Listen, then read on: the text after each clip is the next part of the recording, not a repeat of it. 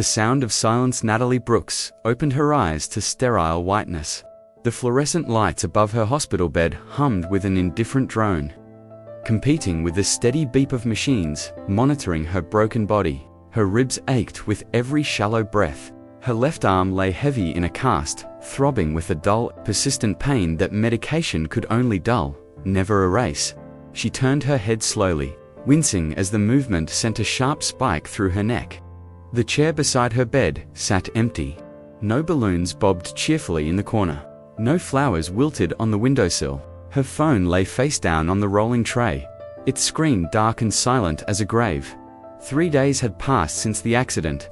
3 days since the delivery truck had run the red light and sent her sedan spinning into a concrete barrier. 3 days since the paramedics had pulled her from the wreckage, unconscious and bleeding. And in those 3 days, not a single person had come. The weight of absence. Natalie had always prided herself on her independence. She had moved to the city 5 years ago with nothing but a design degree and stubborn determination.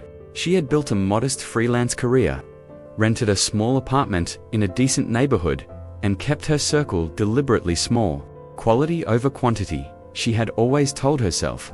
Better to have a few real friends than dozens of shallow acquaintances. But now, staring at that empty chair, she wondered if she had confused independence with isolation.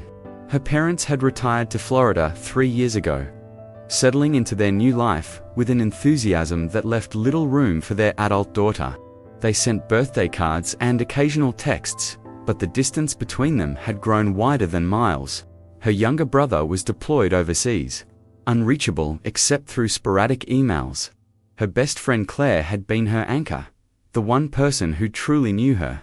But Claire was currently in Seattle, stuck in the middle of a family crisis with her aging grandmother. She had called Natalie every day since the accident, her voice thick with guilt and worry, apologizing endlessly for not being there. Natalie had told her not to worry, had insisted she was fine, had lied with practiced ease. The other friends, the ones she had thought were solid, had sent texts, brief messages of concern followed by silence. "Let me know if you need anything," they had written, knowing full well she would never ask.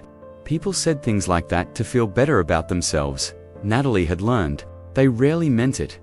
An unexpected visitor. The door opened quietly on the 4th day. Natalie expected another nurse, another routine check of vitals and medication schedules. Instead, a man stepped inside, tall and composed, carrying himself with the kind of ease that spoke of confidence rather than arrogance. She recognized him immediately, though her foggy mind took a moment to place him. Owen Harrison, Claire's older brother. She had met him perhaps 4 times over the years, brief encounters at Claire's birthday parties, a chance meeting at a coffee shop, polite conversations that never extended beyond pleasantries. He was dressed simply in dark jeans and a navy sweater, his brown hair slightly tousled, as if he had driven with the windows down. His face was unreadable, neither warm nor cold, just present. "You're awake," he said, his voice quiet and steady. Natalie stared at him, confused. "What are you doing here?"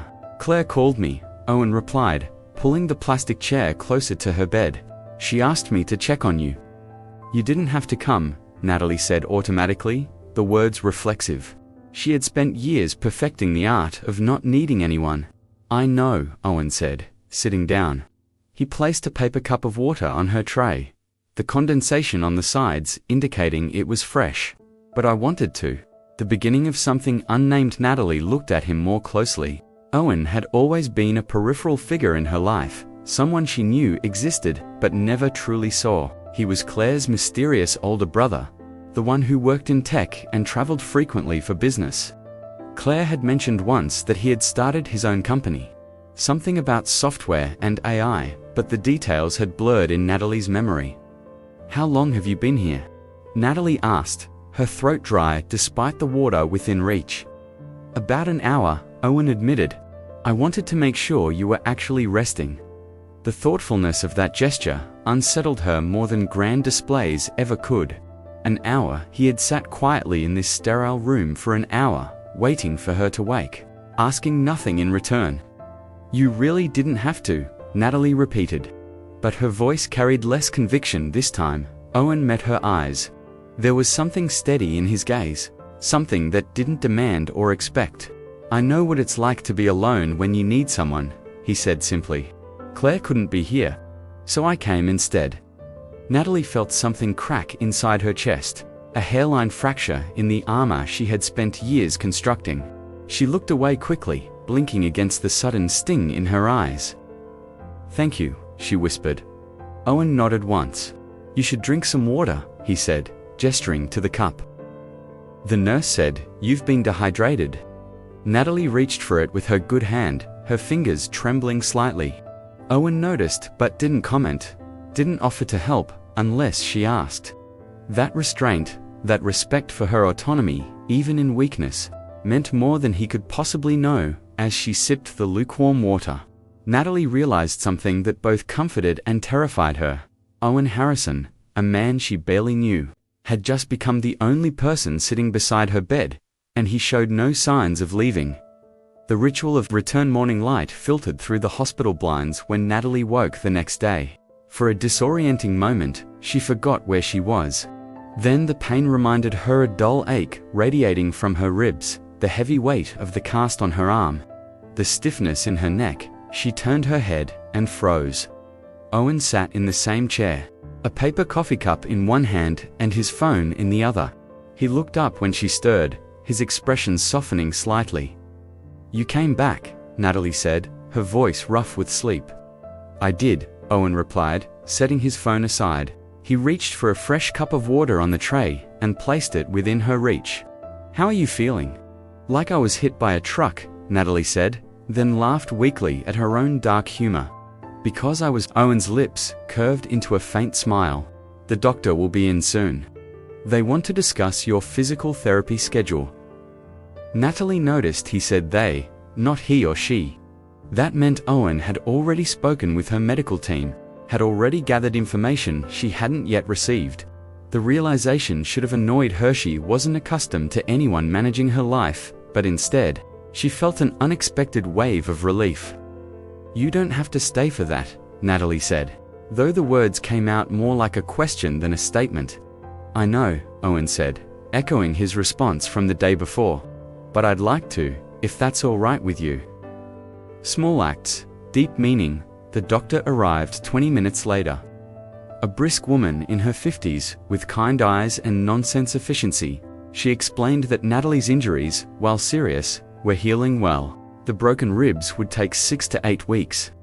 The fractured arm needed another month in the cast. But the real concern was muscle atrophy and mobility. "We're starting physical therapy today," Dr. Reeves said. "Just small movements at first. Nothing too strenuous." Natalie nodded, trying to absorb the information. Her mind felt foggy, overwhelmed by medical terminology and timelines that stretched endlessly ahead. Owen spoke up. What should she avoid? Are there specific movements that could cause setbacks? The doctor glanced at him, then at Natalie, as if confirming his presence was welcome. Natalie gave a slight nod. "No twisting motions," Dr. Reeves explained. "No lifting anything over 5 pounds with her good arm. The ribs need time to knit properly. Any sharp pain means she needs to stop immediately." Owen pulled out his phone and made notes. Natalie watched him, fascinated by the careful attention he paid to every detail. This wasn't obligation. This was genuine care. After the doctor left, Natalie looked at Owen. "You're taking notes on my medical restrictions. Is that all right?" Owen asked, meeting her eyes. "I thought it might be helpful to remember." "Why do you care so much?" The question escaped before Natalie could stop it. Owen was quiet for a moment, considering his response. "Because everyone deserves to have someone care," he finally said. "And right now, I'm the someone who showed up." The struggle to stand the physical therapist arrived that afternoon. Her name was Monica, a cheerful woman in her 30s with an encouraging smile that felt genuine rather than professionally manufactured. "We're going to take this very slow," Monica said, positioning herself beside the bed. "Today, we're just going to try sitting up fully and maybe standing for a few seconds. That's it. No pressure, no expectations beyond what your body can handle." Natalie nodded, but anxiety coiled tight in her chest. She had always been active, running 3 times a week, yoga on Sunday mornings, weekend hikes when the weather permitted. The idea that simply standing might be beyond her current capabilities felt like a personal failure. Owen stood back, giving the therapist room to work, but Natalie could feel his presence like a steady anchor in her peripheral vision. "All right," Monica said. "Let's start by swinging your legs to the side of the bed." The movement that should have been simple sent shockwaves of pain through Natalie's torso. She gasped, her good hand clutching the bed rail. "Breathe through it," Monica coached. "Nice and slow. The pain means your body is working, not that you're doing damage." Natalie focused on her breathing, fighting against the instinct to tense up. Slowly, painfully, she maneuvered her legs over the edge of the bed. Her feet dangled above the floor, and for a moment, the distance seemed impossible to bridge. "Excellent," Monica said. "Now we're going to stand. I'll support you on this side. When you're ready, push up with your good arm and let your legs take your weight. If it's too much, we stop." "Understood." Natalie nodded. She pushed, and the world tilted. Her legs trembled, threatening to give out. The pain in her ribs flared white-hot. "I can't," she gasped. "You can pause." Owen's voice came from behind her, calm and steady. "You don't have to push through everything."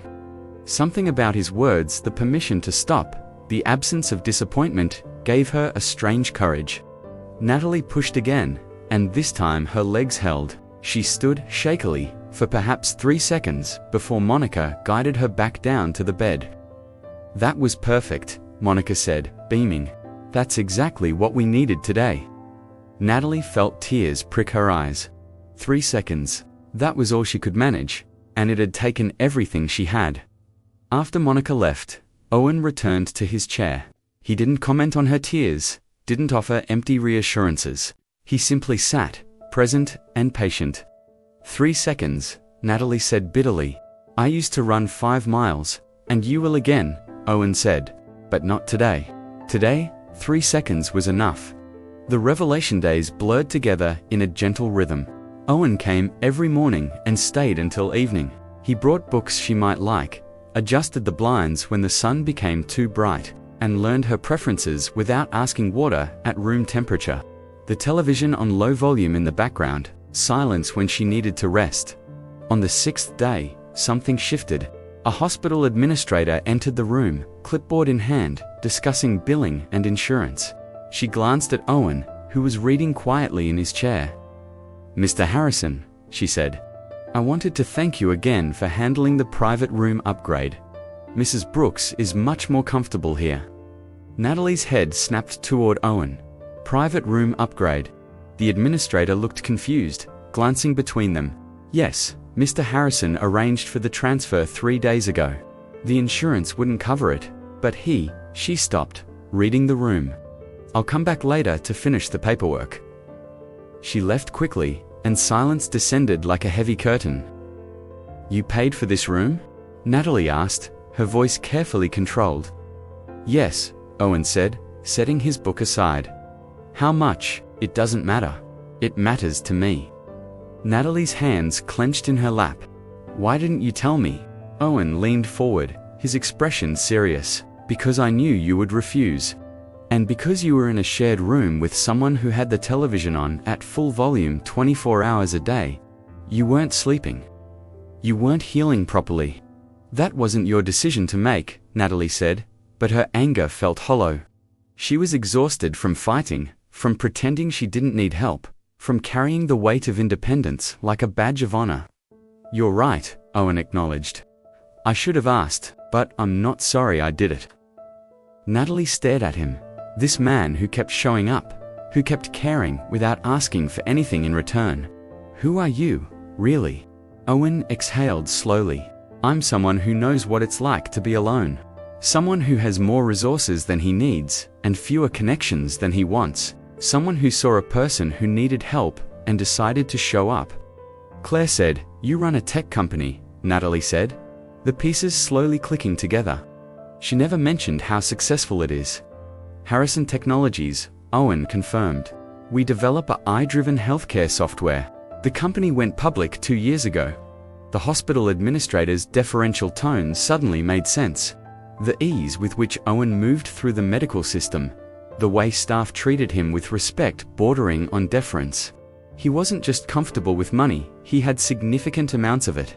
So this is charity? Natalie asked, hating how bitter she sounded. No, Owen said firmly. Charity is giving to make yourself feel better. This is showing up for someone because they matter. I barely know you. That doesn't change the truth of what I just said. The breaking point that night, Natalie lay awake long after Owen had gone. The private room was quiet, comfortable, everything the shared room hadn't been, and she hated that she was grateful. She hated that his money had bought her peace. She hated that she couldn't separate his genuine care from his financial ability to provide it. Most of all, she hated that she had started to depend on him. The next morning, when Owen arrived with his usual quiet greeting, Natalie was ready. I need you to stop coming, she said before he could sit down. Owen stopped, his hand on the back of the chair. All right, he said carefully. Can I ask why? Because I don't know how to do this, Natalie admitted, her voice breaking. I don't know how to accept help without feeling like I'm losing myself. I don't know how to trust that you're here because you want to be and not because you feel obligated, and I don't know how to separate your kindness from your ability to buy solutions to my problems. Owen was quiet for a long moment. Then he nodded slowly. I understand, you do. Yes. He picked up his jacket from the chair. You've spent years taking care of yourself. Accepting help feels like failure. And the fact that I have money makes it worse because you can't tell if I'd be here without it. Natalie felt tears spill over. Exactly. Owen walked to the door, then paused. For what it's worth, I would be here anyway. The money just meant I could make you more comfortable while I did it. But I understand that you need space to figure that out for yourself. He left without another word, and the room became achingly empty. Natalie stared at the chair he'd occupied for 6 days straight and wondered if she'd just made the biggest mistake of her life. The weight of absence the first day without Owen felt like learning to breathe underwater. Natalie went through the motions: physical therapy in the morning, medications at scheduled intervals, meals delivered on plastic trays, but everything felt muted, as if someone had turned down the volume on her life. Monica, the physical therapist, noticed immediately. Where's your friend today? She asked, as Natalie struggled through her exercises. He's not coming anymore, Natalie said, focusing on the parallel bars in front of her. Did something happen? I asked him to stop. Monica was quiet for a moment, supporting Natalie's weight as she took 3 shaky steps. Can I give you some unsolicited advice? Do I have a choice? Natalie asked, managing a weak smile. Not really. Monica helped her back to the wheelchair. I've been doing this job for 12 years. I've seen hundreds of patients come through these doors. And I can count on one hand the number of times someone has shown up every single day the way he did. Most people mean well, but life gets in the way. He made you a priority. I know, Natalie whispered. Then why did you push him away? Because I'm scared, Natalie admitted. I'm scared of needing him. I'm scared of what it means if he stops showing up. I'm scared that I'm just a project to him, something to fix. Monica wheeled her back toward her room. You know what I think? I think you're scared that he actually cares, and you don't know how to handle that. The words settled into Natalie's chest like stones. The long nights that night, Natalie couldn't sleep. The private room Owen had arranged felt too quiet, too empty. She found herself listening for footsteps that never came, watching the door that remained closed. Her phone buzzed. A text from Claire. Owen told me what happened. Are you okay? Natalie stared at the message for a long time before typing back. I don't know. 3 dots appeared, disappeared, appeared again. Finally, he's hurting too, you know? He doesn't let people in easily. You're one of the few he's chosen. Chosen for what? To care about, to show up for. Owen doesn't do anything halfway. When he commits fully. It's terrifying and beautiful at the same time. Natalie set her phone down, Claire's words echoing in her mind. She thought about the way Owen had sat in that chair day after day, never complaining, never demanding gratitude. The way he had remembered every medical instruction, every preference, every small detail that made her comfortable. He hadn't been trying to fix her. He had been trying to stand beside her while she fixed herself. The second day without Owen was worse than the first. Natalie made it through another physical therapy session, managing to stand for 10 seconds this time. Monica praised her progress, but the achievement felt hollow without someone to share it with. She caught herself looking at the empty chair multiple times throughout the day. Once she even started to tell it about something funny the nurse had said before realizing how absurd she was being. In the afternoon, a delivery arrived. A single book, a collection of short stories by an author Natalie had mentioned loving during one of their quiet conversations. No note, no message, just the book. She held it against her chest and cried. The breaking point on the third day. Natalie's discharge papers arrived. She would be moving to outpatient care, continuing physical therapy 3 times a week while recovering at home. The news should have been exciting, a sign of progress, a return to independence. Instead, panic seized her. Home meant truly alone. Home meant no nurses checking in, no structured schedule, no safety net, and no possibility of Owen walking through the door. She tried to call Claire, but her friend didn't answer. She stared at Owen's contact in her phone for 20 minutes before finally typing, "Can we talk?" The response came within seconds. "When now? If you're available, I'll be there in 15 minutes. The conversation that changed everything. Owen arrived in 12 minutes. Natalie counted. He stood in the doorway, not entering until she gestured for him to come in. He looked tired, she noticed. Shadows under his eyes suggested he hadn't been sleeping well either. "Thank you for coming," Natalie said, her voice small. Owen pulled the chair closer, but didn't sit. "What did you want to talk about?" "I'm sorry," Natalie said, the words tumbling out in a rush. "I'm sorry for pushing you away. I'm sorry for making you feel like your presence wasn't wanted. I'm sorry for being so scared of needing someone that I couldn't see what you were actually offering." Owen finally sat down, leaning forward with his elbows on his knees. "What was I offering?" "Friendship," Natalie said. "Support without strings. The choice to not be alone." She took a shaky breath. "I've spent so long convincing myself that independence means not needing anyone. But these past 3 days, I realized something. Being independent doesn't mean facing everything alone. It means being strong enough to let the right people stand beside you." "And what made you think I might be one of those people?" Owen asked quietly. "The book," Natalie admitted. "You remembered something I mentioned once in passing. You weren't trying to make a grand gesture or prove a point. You just thought I might enjoy it while recovering. That's not what someone does when you're a project. That's what someone does when they care." Owen's expression softened. "I do care. More than I probably should for someone I've only known a few weeks." "Why?" Natalie asked. "Why me? Why show up every day for someone you barely knew?" Owen was quiet for a long moment, his gaze distant. 3 years ago, I went through something difficult. A business partner betrayed me. The company almost collapsed. And I ended up in the hospital with stress-induced complications. Claire was traveling. My parents were dealing with their own issues, and I spent 2 weeks recovering completely alone. He looked at Natalie. "I swore that if I ever had the chance to be the person who showed up for someone else, I would take it." Tears streamed down Natalie's face. "I'm getting discharged tomorrow. I know. The nurse told me when I called to check on you." "You called." "Every day," Owen admitted. "I gave you space, but I needed to know you were okay." The new beginning. Natalie reached out her good hand, and Owen took it. His palm was warm, steady, grounding. "I'm terrified of what happens next," she said honestly. "I'm terrified of going home alone. I'm terrified that I won't be able to manage by myself. I'm terrified that if I ask you to help, I'll become someone who can't function without you." "What if we reframe it?" Owen suggested gently. "What if instead of thinking about dependence or independence, we think about interdependence? You're healing. You need support right now. That doesn't make you weak. It makes you human. And when I'm better, Natalie asked, when I don't need help anymore, then we figure out what comes next, Owen said. But I'm not here because you need help. I'm here because I want to know the person you become after you heal.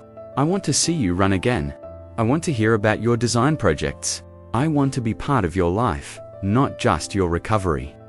Natalie squeezed his hand. I'd like that. Owen smiled, a real smile that reached his eyes. So would I. Going home the next morning, Owen arrived early to help with discharge paperwork. He had arranged for a car service, not a limousine, Natalie noted with relief. Just a comfortable sedan, and had already coordinated with her landlord to ensure her apartment was accessible with her current mobility limitations. You didn't have to do all this, Natalie said, though her protest carried no heat. I know, Owen replied with a small smile. But I wanted to. The drive to her apartment felt surreal. Natalie watched the city pass by her window, people walking dogs, children playing in parks, life happening everywhere with beautiful, ordinary momentum. She had been removed from it for weeks, and now she was returning, changed in ways both visible and invisible. Owen helped her up the stairs to her second-floor apartment, moving slowly, letting her set the pace. Inside, Natalie found that someone she realized had stocked her refrigerator with easy-to-prepare meals, placed fresh flowers on the kitchen counter, and left a list of emergency contacts on the coffee table. You did all this?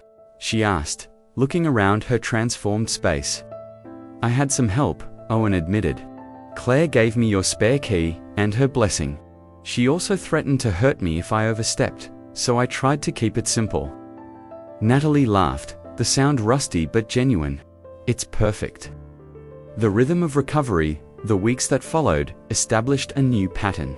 Owen came by 3 times a week to drive Natalie to physical therapy. Sometimes he stayed for the session. Sometimes he ran errands and returned to pick her up. He never assumed, always asked. On the days he didn't have scheduled visits, he would text around dinner time, "How are you feeling? Need anything?" Natalie learned to answer honestly. "My ribs are aching today. I might have overdone the exercises. Want company? I can bring dinner. That would be nice." He would arrive with simple takeout, nothing fancy.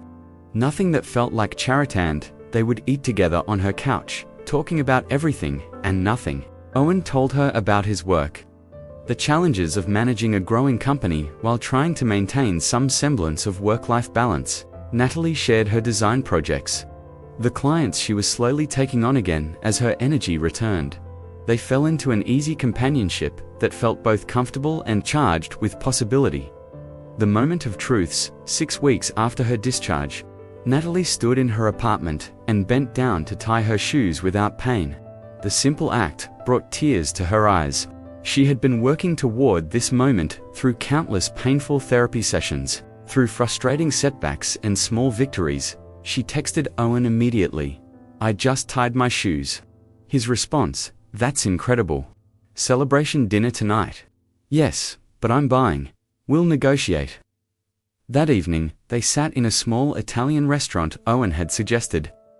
Warm lighting and soft music, creating an intimate atmosphere. Natalie had dressed carefully the first time since the accident. She had worn something other than comfortable athletic wear. Owen noticed. "You look beautiful," he said simply. "Thank you." Natalie felt herself blushing. "I wanted to mark the occasion." They ordered wine, shared pasta, and talked until the restaurant began closing around them. As they walked slowly back to Owen's car, Natalie stopped on the sidewalk. "What's wrong?" Owen asked immediately. "Nothing's wrong," Natalie said. She turned to face him fully. "I need to tell you something." "All right. When you first walked into that hospital room, I didn't understand why you were there.